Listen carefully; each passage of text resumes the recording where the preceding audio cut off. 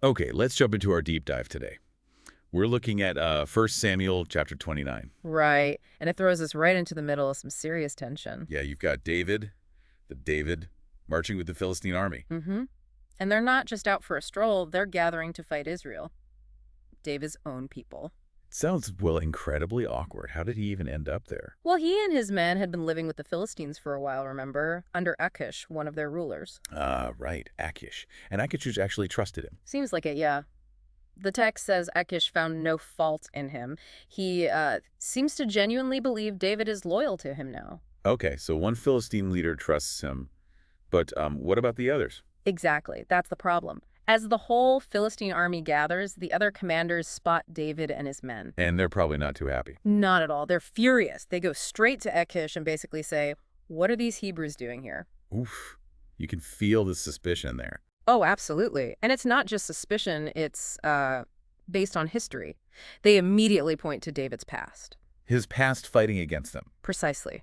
They're thinking, when the battle starts, what's to stop him from switching sides to get back in Saul's good books? It's a huge risk for them. And they have specific evidence, don't they? Something concrete. They do. It's fascinating. They bring up the song, the one the Israelites sang about him. You mean Saul has slain his thousands? And David his tens of thousands? Yeah, that one. They quote it right back at Achish. Wow. So the very thing that made him a hero to Israel makes him completely untrustworthy to the Philistines now. His reputation is working against him. Totally. It's his biggest liability in this moment. So how does Achish handle this? He's caught between his trust in David and his angry commanders. Well, Achish actually calls David over, and he defends him pretty strongly. He tells David, "Look, I trust you." He even says David is pleasing in my eyes as an angel of God. High praise. But the other commanders won't have it. So Achish basically says, you're good in my book, but they don't trust you, so you need to go back. Peacefully. How does David react to that? Is he relieved to get out of fighting his own people? It's interesting. He protests. He asks Achish, "But what have I done? What fault have you found? Why can't I go fight the enemies of my lord the king?" He's doubling down on his loyalty to Achish right there in front of everyone. Exactly. He's asking why he's being sidelined when he considers himself aligned with Achish now. It really highlights that clash, doesn't it? Past identity versus present allegiance. Yeah.